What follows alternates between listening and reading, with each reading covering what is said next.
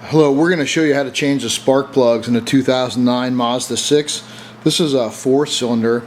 I have about 96,000 miles on this vehicle. It's time to go ahead and change them. We're going to go ahead and take you through it. Okay, we're going to use some NGK spark plugs. I'm using NGK Iridium IX spark plugs. They're NGK part number 4344. Now we're going to go ahead and set these aside. We're going to go ahead and take the cover off the engine. The cover comes off the engine just by pulling on it. You just kind of grab it and give it a little pull, and you'll see up here that there are a couple little sockets here that it goes into. Come in a little closer, and there's a couple little posts. And down here at the bottom there's a couple little clamps that go on right here and right here. And the posts are right here and right here. So when this thing was on, it was over the oil dipstick. You just go ahead and pop it off here and here, pop it off here. It comes off a little dirty on the underside. Go ahead and set it aside. So again, this is a 4-cylinder. We've taken the cover off. So I've got 1, 2, 3, 4 little square modules here. I believe they're called coils on plug, or cops. So underneath these are the spark plugs. So these cops, or coils on plugs, have the connectors which connects it to the wiring harness of the car, and they're also bolted down. So right here we have 1, 2, 3, 4 bolts that hold it down. 2 of the bolts have those little snaps for the cover, and I went ahead and I used a 15 millimeter socket wrench. I dropped it on top here and just backed these off. So I can get them off. They're nice and loose now, and I can go ahead and take these off by hand. So I need to get these out of the way first. So important to know where these are, right? They're on the number 2 and the number 4 post.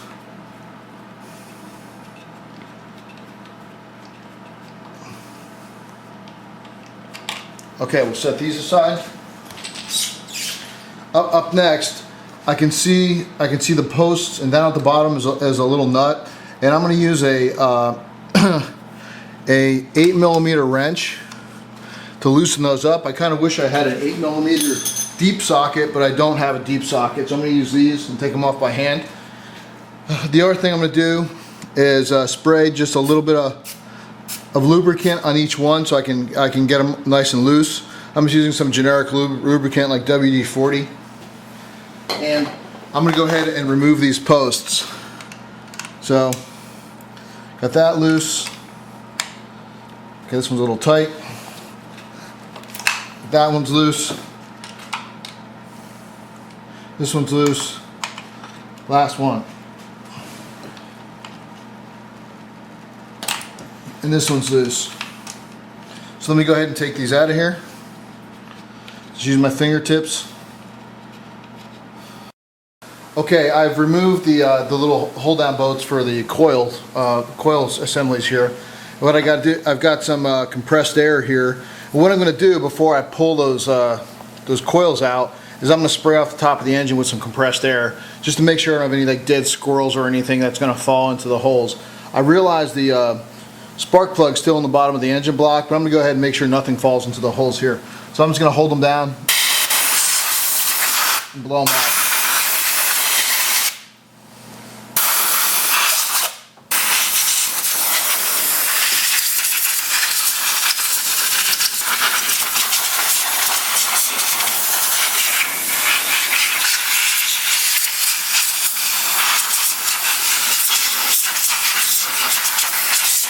Okay, you might have been able to see some of the junk flying out from underneath there, and that's why I did it with compressed air.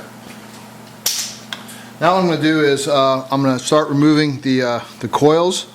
So I'm just going to go ahead and pull up, and nice and easy it's come out.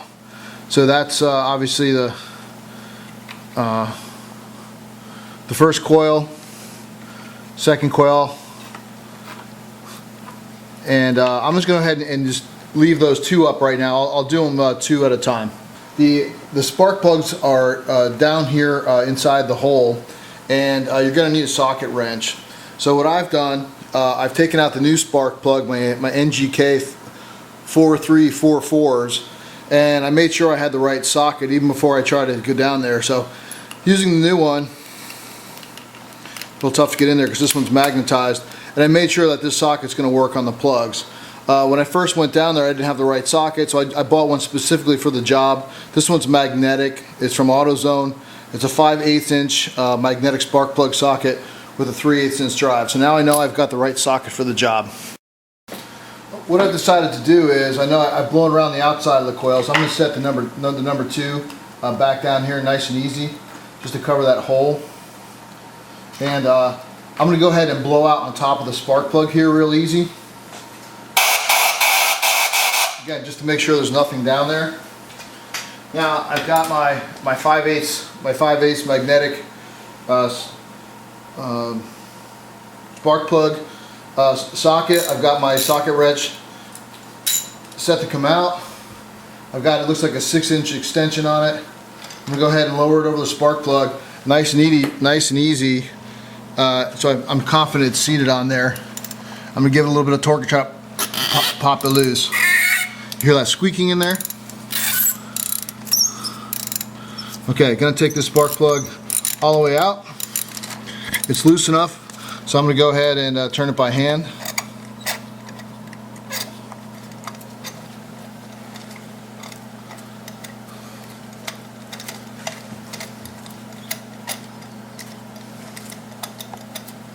Again, the magnetic's nice because it lifts the plug right out of the cylinder head.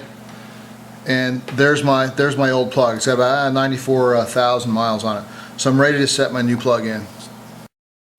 Okay, I've got my old spark plug out. The one on the left is obviously the new one. Hopefully the camera shows it well enough. Nice and shiny. The one on the right is looking a little oxidized, a little bit of rust in there. I'm a little bit surprised. But overall it looks like it's in pretty good shape, a little bit of whitening. Obviously the new one obviously looks brand new. So these plugs are plugs that you purchase. When you purchase them, they're pre-gapped, so there's no need to gap them. Just put them in the way they are.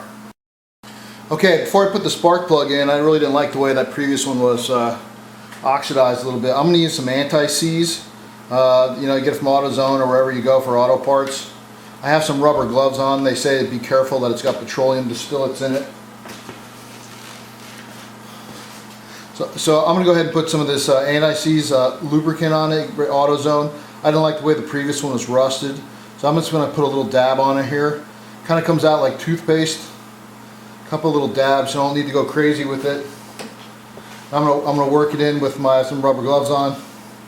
I'm just going to go ahead and work it into the threads a little bit. Don't want to get it on the tip of the spark plug. So working my way down from the tip.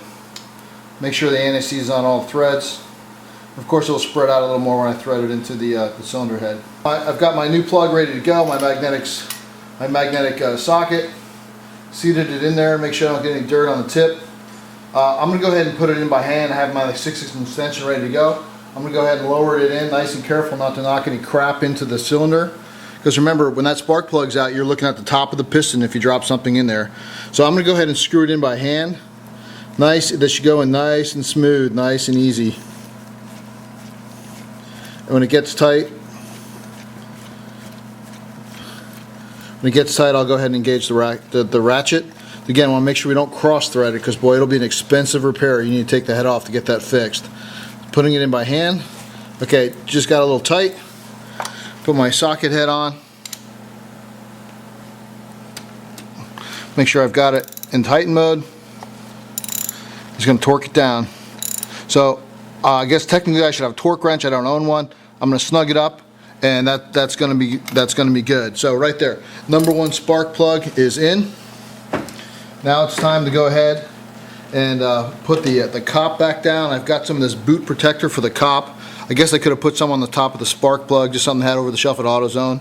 And I'm just going to put a little drop of this right here, so when I put it on the spark plug, it touches the spark plug. Set that aside. Make sure I don't twist the wires over. Careful not to knock any crap into the engine. Can insert it right in. You can feel it go down on top of the spark plug. And I'm going to go ahead and insert my little post again to hold that down.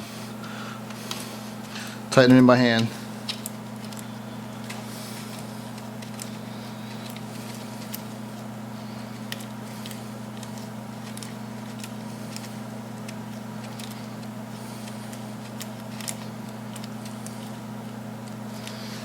Okay, that's it for number 1 plug. We're going to repeat the process with the other 3 plugs. Okay, got the 4th plug in, putting my last little stud in here. Obviously the nut goes up. I put a little anti-seize on these two so they don't seize up in. Go ahead and tighten it down. And that essentially is just about the end of the spark plug change. I'm going to tighten this up a little bit.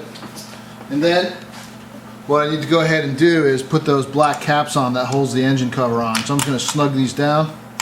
So all they're doing is holding the coil on plug in, so there's no need to go absolutely crazy on them. Here are the black knobs again that hold the engine cover on. So I'm going to go ahead, it was on the number 2 and the number 4 spark plug. Go ahead and put them on my hand.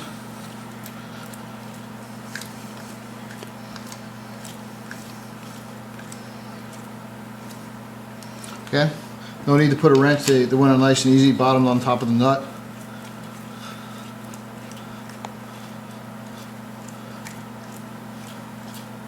So they're down. Okay, so the job's essentially done. I'm going to make sure everything's nice and tight. Make sure there's no tools or anything in the area. I'm ready to set the cover back on. So center it over top of the engine. Get those plugs going. Click, click. Then on the front, and that's it.